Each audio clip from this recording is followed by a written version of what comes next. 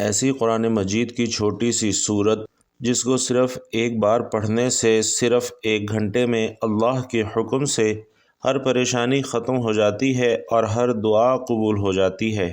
شروع اللہ تبارک و تعالی کے نام سے جو بڑا مہربان نہایت رحم کرنے والا ہے۔ محترم ناظرین، کسی بھی نماز کے بعد ایک ایسی صورت آپ کو پڑھنی ہے کہ جس کو پڑھنے سے انشاءاللہ آپ کی ہر پریشانی ختم ہو جائے گی اور ہر دعا قبول ہوگی۔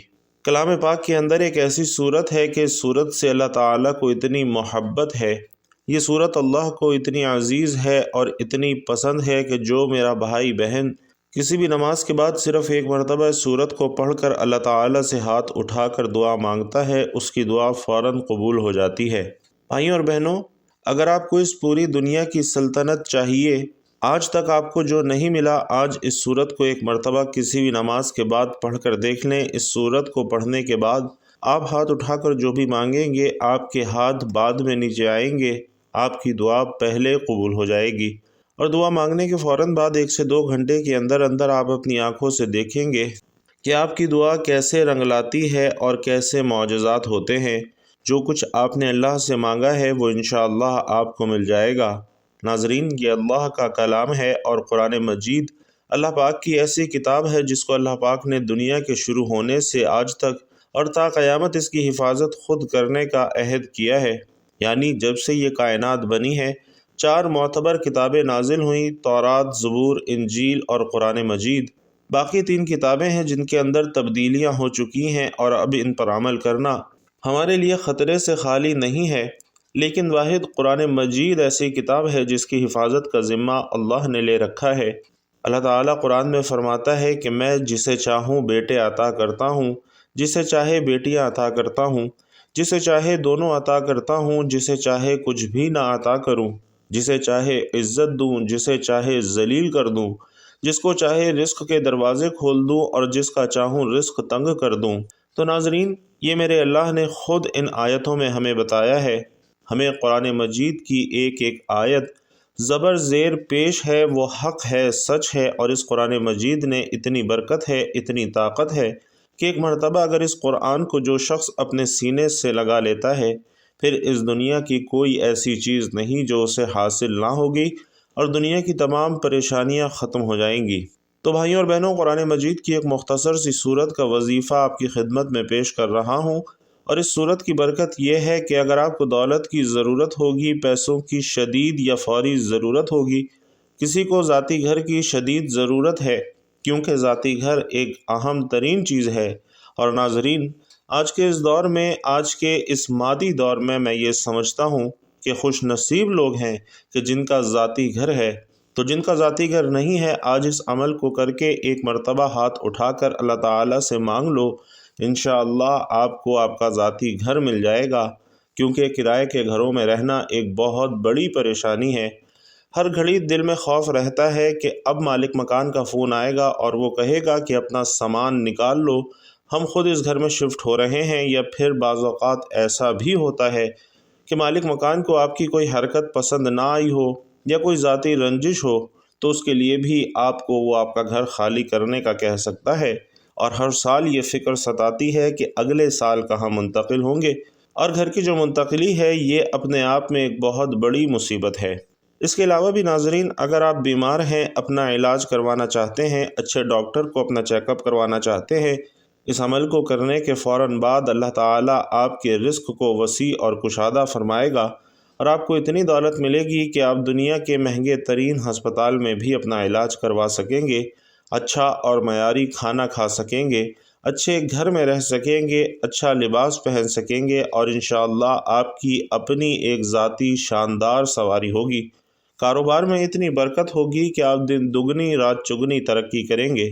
بھائیوں اور بہنوں، ہم نے اس دنیا کو اولین ترجیح دی ہے اور دین کو ہم نے پیچھے چھوڑ دیا ہے، اور یہی ہمارے زوال کی سب سے بڑی وجہ ہے کہ ہم نے اللہ اور اس کے نبی صلی اللہ علیہ وسلم کا بتایا ہوا راستہ چھوڑ دیا ہے، اور دنیا کے پیچھے ایسے بھاگ رہے ہیں کہ نہ فرض نماز کی فکر ہے، نہ تلاوت قرآن کی فکر ہے، نہ صدقہ خیرات کی فکر ہے، اور اس کے بعد ہم پریشان رہتے ہیں، سوچتے ہیں کہ یہ ہمارے ساتھ کیا ہو رہا ہے، ہماری زندگی دشوار ہو رہی ہے۔ تو ناظرین، اس مشکل سے نکلنے کا ایک راستہ آپ کو بتا رہا ہوں۔ اللہ کی قسم اگر آپ نے اس پر عمل کر لیا، ساری زندگی آپ اس بندہ ناچیز کو دعا دیں گے۔ ساری زندگی میں آپ کو ایک مرتبہ اس عمل کو کرنا ہے۔ مختصر سا عمل ہے، اور جو لوگ کسی بھی نماز کے بعد اس سورت کو ایک مرتبہ پڑھ کر اللہ تعالیٰ سے دعا مانگتے ہیں تو اللہ تعالیٰ ان کی ایسی غیبی مدد کرتا ہے کہ آج اگر آپ کو میں ان کے نام گنوانا شروع کر دوں، اور جو معجزات میں نے اپنی آنکھوں سے دیکھے ہیں اور جو واقعات میں نے سنے ہیں وہ آپ کو بتانا شروع کر دوں تو وقت کی کمی کی وجہ سے آپ کو نہیں بتا سکوں گا۔ تو مختصر بات یہ ہے کہ آپ نے صرف اس کو اپنے ہاتھ میں کرنا ہے، اپنے سینے سے لگا لینا ہے۔ آج کے دن یہ سورت پڑھ لیں اور پھر اللہ پاک کی جانب سے ایسی مدد ملتی ہے کہ انسان کی عقل حیران رہ جاتی ہے۔ بھائیوں اور بہنوں، یہ عمل کرنے سے آپ کی پریشانی انشاءاللہ فوراً دور ہو جائے گی اور آپ کی دعا فوراً قبول ہو جائے گی۔ قرآن مجید میں اللہ رب العزت فرماتا ہے وَقَالَ رَبُّكُمُ ادْعُونِي أَسْتَجِبْ لَكُمْ، یعنی تمہارے رب نے فرمایا کہ مجھ سے دعا کرو میں قبول کروں گا۔ اور اس آیت میں لفظ ادعونی کے بارے میں ایک قول یہ ہے کہ اس سے مراد دعا ہے۔ معنی یہ ہوا کہ اے لوگوں مجھ سے دعا کرو میں اسے قبول کروں گا، اور ایک قول یہ ہے کہ اس سے مراد عبادت ہے۔ معنی یہ ہوا کہ تم میری عبادت کرو میں تمہیں ثواب دوں گا۔ اگر دعا پر بات کریں تو ناظرین، دعا ایک عظیم الشان عبادت ہے جس کی عظمت اور فضیلت پر بکثرت آیات کریمہ اور احادیث طیبہ وارد ہیں۔ دعا کی نہایت عظمت میں ایک حکمت یہ ہے کہ دعا اللہ تعالیٰ کے حضور ہماری محبت کے اظہار، اس کی شان الوہیت کے حضور ہماری عبدیت کی علامت، اس کے علم و قدرت اور عطا پر ہمارے توکل اور اعتماد کا مظہر، اور اس کی ذات پاک پر ہمارے ایمان کا اقرار اور ثبوت ہے۔ ہمارا عقیدہ ہے کہ اللہ رب العزت ہمارا خالق، مالک، رازق ہے، وہ رب العالمین ہے، ارحم الراحمین ہے، احکم الحاکمین ہے اور مالک الملک ہے۔ تمام عزتیں، عظمتیں، قدرتیں، خزانے، ملکیتیں، بادشاہتیں اسی کے پاس ہیں۔ وہ سب کا داتا اور داتاؤں کا داتا ہے۔ ساری مخلوق اسی کی بارگاہ کی محتاج ہے، اسی کے دربار میں سوالی ہے، جبکہ وہ عظمت والا خدا بے نیاز، غنی، بے پرواہ اور تمام حاجتوں سے پاک ہے۔ وہ جواد و کریم ہے، بخشش فرماتا ہے اور جود و کرم کے دریا بہاتا ہے۔ ایک ایک فرد مخلوق کو اربوں خزانے عطا کر دے تب بھی اس کے خزانوں میں سوئی کی نوک برابر بھی کمی نہ ہوگی، اور کسی کو کچھ عطا نہ کرے تو کوئی اس سے چھین نہیں سکتا۔ وہ کسی کو دینا چاہے تو کوئی اسے روک نہیں سکتا، اور وہ کسی سے روک لے تو کوئی اسے دے نہیں سکتا۔ بھائیوں اور بہنوں، جب ہم دعا مانگتے ہیں تو اللہ تعالیٰ کے بارے میں یہی عقیدہ ہمارے دل اور دماغ میں شعوری یا پھر لاشعوری طور پر موجود ہوتا ہے، جو کہ الفاظ اور کیفیات کی صورت میں دعا کے سانچے میں ڈھل جاتا ہے۔ اس حکمت کو سامنے رکھ کر غور کر لیں کہ جب دعا اس قدر عظیم عقیدے کا اظہار ہے تو کیوں نہ اعلیٰ درجے کی عبادت بلکہ عبادت کا مغز قرار پائے۔ اس تقریر کو سامنے رکھ کر دعا کے فضائل پڑھیے اور رحمت خداوندی پر جھومیے۔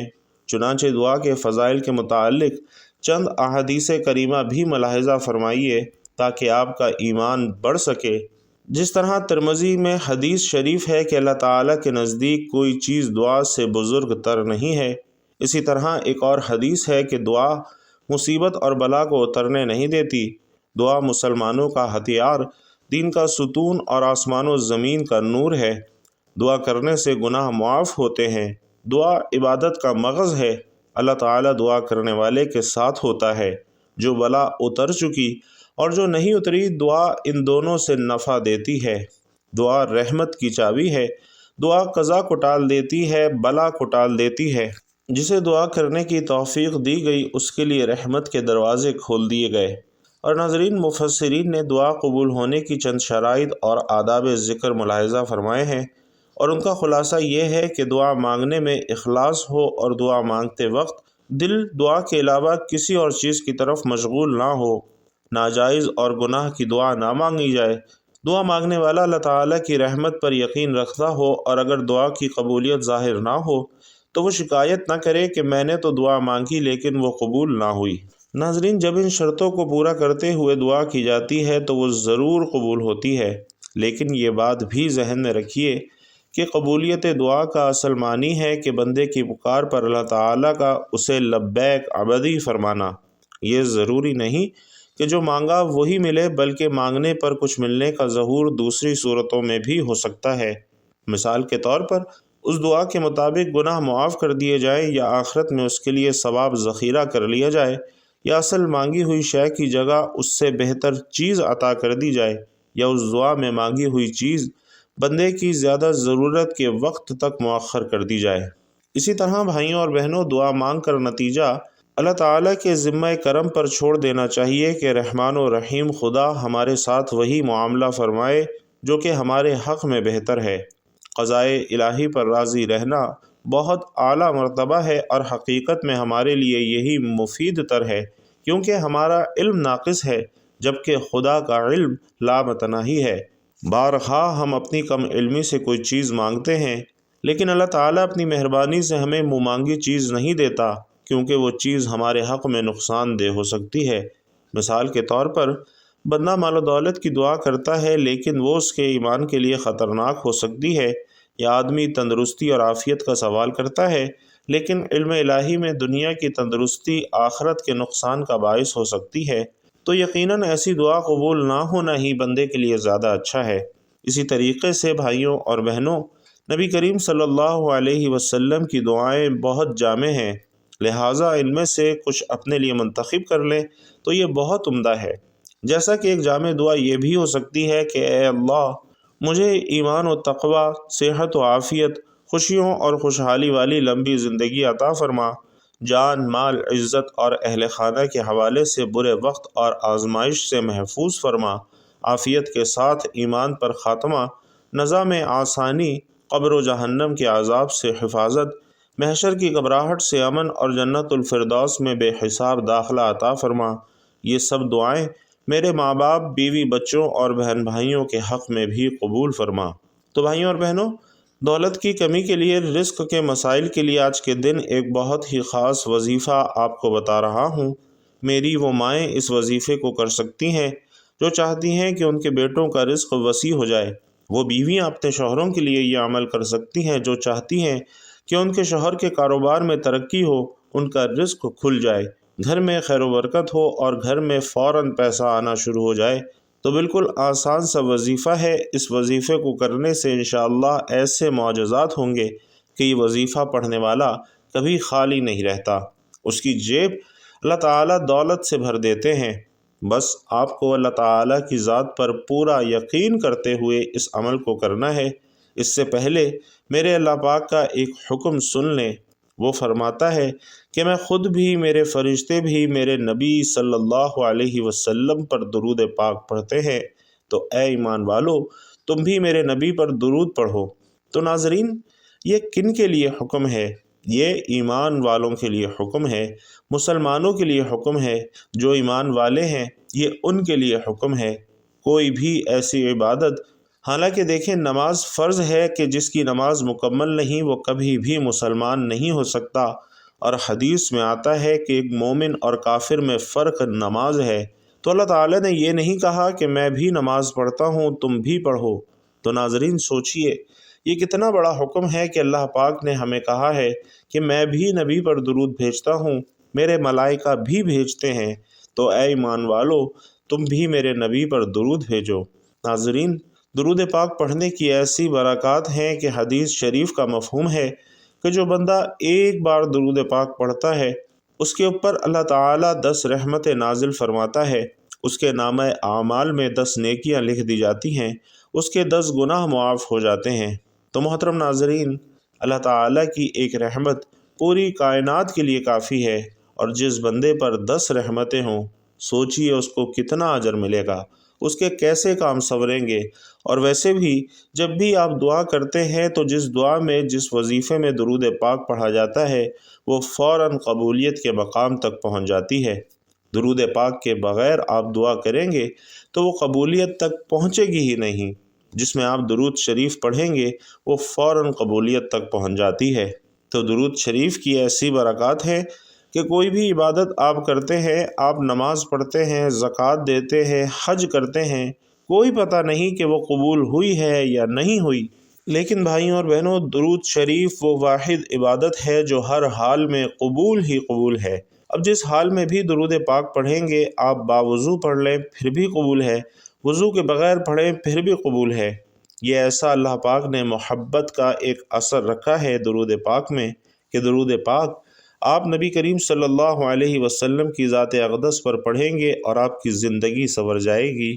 تو برکت کے لیے ایک دفعہ میرے ساتھ بھی مل کر درود پاک پڑھ لیجئے۔ اللہم صلی علی محمد وعلی آل محمد کما صلیت علی ابراہیم وعلی آل ابراہیم انک حمید مجید۔ اللہم بارک علی محمد وعلی آل محمد کما بارکت علی ابراہیم وعلی آل ابراہیم انک حمید مجید۔ تو بھائیوں اور بہنوں، آپ کے جتنے بھی مسائل ہیں، جتنی بھی آپ کو تنگی ہے، اگر آپ بے اولاد ہیں اور آپ کو اولاد کا حصول چاہیے، اچھے رشتوں کی تلاش ہے یا کوئی بھی پریشانی ہے، غرض ہر مقصد کے لیے آپ اس وظیفے کو کر سکتے ہیں۔ آپ قرضوں میں ڈوبے ہوئے ہیں تو انشاءاللہ غیب سے ایسے اسباب پیدا ہوں گے کہ آپ کے قرضے بھی اتر جائیں گے، اللہ پاک آپ کو غنی بھی کر دے گا۔ اسی طرح آپ کی نوکری یا ملازمت یا کاروبار کا مسئلہ ہے تو وہ بھی انشاءاللہ فوراً حل ہو جائے گا۔ تو آپ نے سب سے پہلے اعوذ باللہ من الشیطان الرجیم بسم اللہ الرحمن الرحیم 3 مرتبہ پڑھنا ہے، اور اس کے بعد آپ نے درود پاک پڑھنا ہے، اور اس کے بعد قرآن مجید کی ایک ایسی سورت کا وظیفہ فجر کی نماز کے بعد آپ نے کرنا ہے۔ ویسے تو آپ کسی بھی نماز کے بعد یہ کر سکتے ہیں، لیکن اگر فجر کی نماز کے بعد کرتے ہیں تو یہ سب سے زیادہ بہتر ہے۔ تو سب سے پہلے آپ نے فجر کی نماز ادا کرنی ہے۔ اعوذ باللہ من الشیطان الرجیم بسم اللہ الرحمن الرحیم 3 مرتبہ پڑھنا ہے، اور اس کے بعد 3 مرتبہ ہی درود ابراہیمی پڑھنا ہے۔